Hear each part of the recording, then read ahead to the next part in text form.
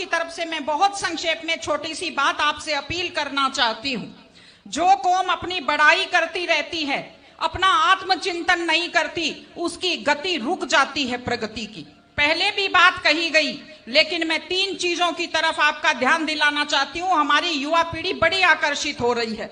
एक नशे की आदत, एक अपराधों की तरफ आकर्षण और एक लापरवाह तेज ड्राइविंग के प्रति आकर्षण।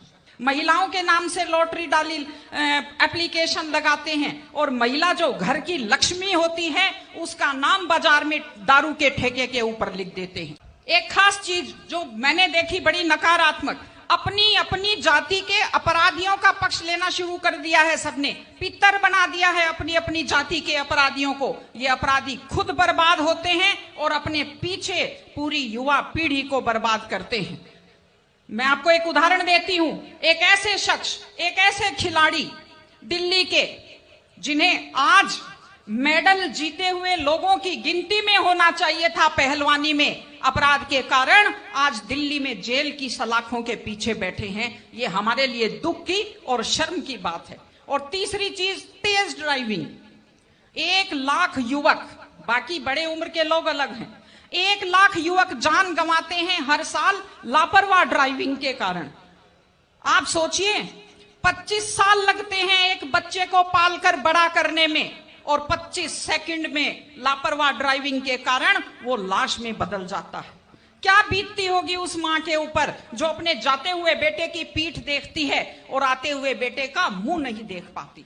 आप लोग क्या सोचते हैं? अगर आप अपनी पावर दिखाना चाहते हैं तो मिल्खा सिंह की तरह तेज दौड़िए, या कि आप नीरज चोपड़ा की तरह, देवेंद्र झाझड़िया की तरह आप तेज भाला फेंकिए मोटरसाइकिल का कान मरोड़ने में, या तेज गति से कार भगाने में कोई बहादुरी नहीं होती। अगर आप सोचते हैं कि आप बड़े हैंडसम और डैशिंग दिखते हैं तेज गाड़ी भगाते हुए, आप डैशिंग हैंडसम नहीं दिखते, आप लापरवाह दिखते हैं, आप बेपरवाह दिखते हैं, आप बेवकूफ दिखते हैं।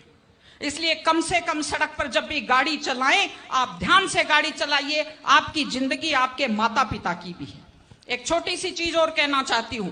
हमारे बुजुर्ग हमें जब पालते हैं, जो लोग खेती से बच्चों को पढ़ाते हैं, जो लोग छोटी आमदनी में बच्चों को पढ़ाते हैं, उनकी पूरी उम्र खप जाती है अपने बच्चों की जिंदगी बनाने में।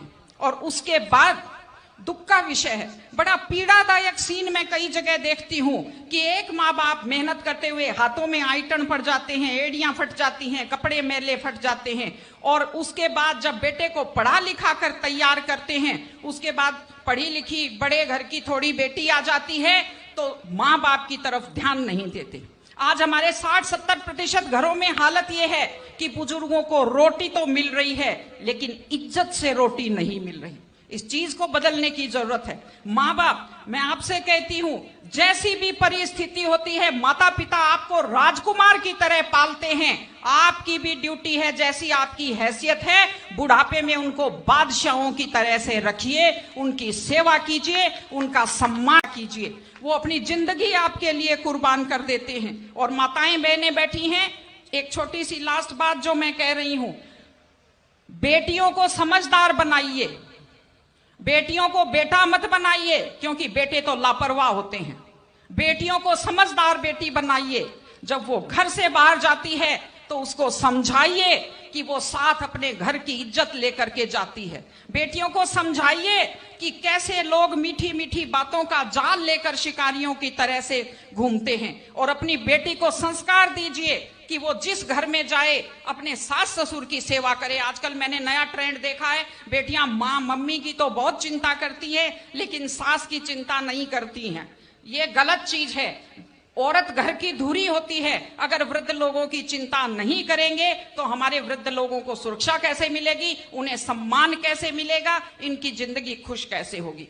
इसलिए कोई भी कौम तभी आगे बढ़ती है जब वो संस्कारवान हो, जब वो मेहनती हो, जब वो शिक्षा पर ध्यान दे। हमने ये सब किया है, मैं आपको बधाई देती हूँ।